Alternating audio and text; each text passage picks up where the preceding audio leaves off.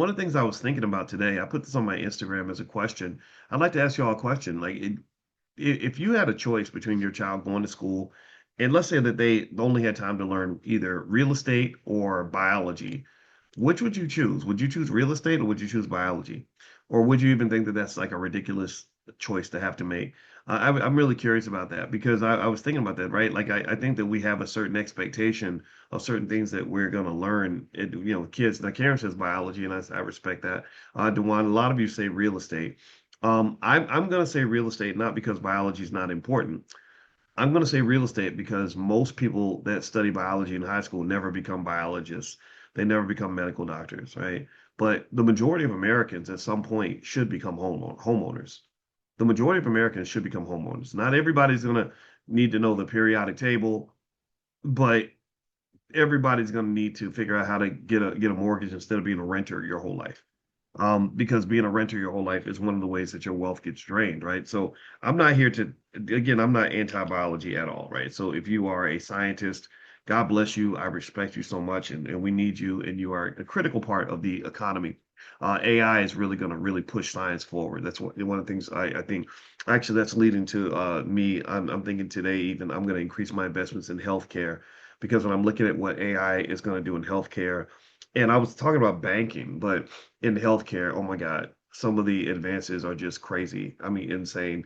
And it makes sense, right? Because a lot of these billionaires, the Zuckerbergs and others, are investing heavily in healthcare because they want to live forever. They want to live in a world where their money and their wealth will allow them, to not have to die and get sick like everybody else. So I get it. Maybe it's their narcissism that might save us.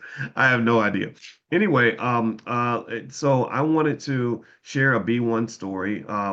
Dwayne Williams. Dwayne, are you here? If you are here, put your name in the chat or just say hello, what's up? So Dwayne wrote a great story. He says, I'm very thankful to Dr. Boyce and the Black Business School for showing me a clear path to health, wealth, and happiness. Firstly, Dr. Boyce preach.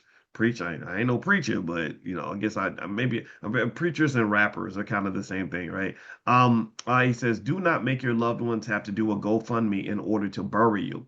So I thought so I brought much needed life insurance. Good, good. Yeah.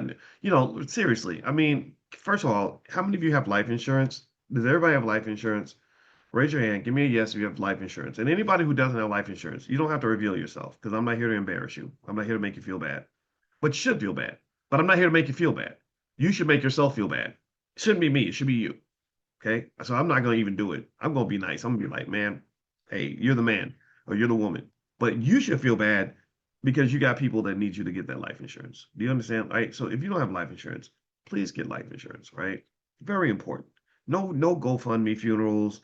None of this like my daddy left me a whole bunch of bills, or my mama left financial chaos. We're not doing that. We're leaving that not even we're not even leaving that in 2025. We should have left it in 1925, right? So no chaos. Get the life insurance.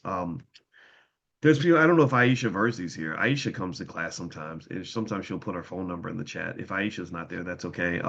She sometimes also works with the Fly Nubian Queens as well. So you can actually text the word Queens to the number 87948, and the ladies go live every day, and they're always talking about stuff like that. So just text Queens to 87948, and they can hit you up. So anyway, one of the things so here's what else he says. He says he got insurance. He also says, I started building my 10-year plan, investing in quality stocks weekly and never selling them. Awesome. Yeah, a 10-year plan is powerful.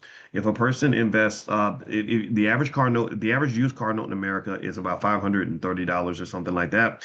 If a person were historically to invest that same amount of money in the S&P 500, after about 5 years, they'd have about $38,000. After 10 years, they'd be approaching 100 grand.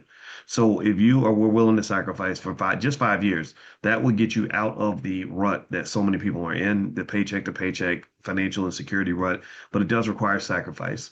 Nothing comes easy.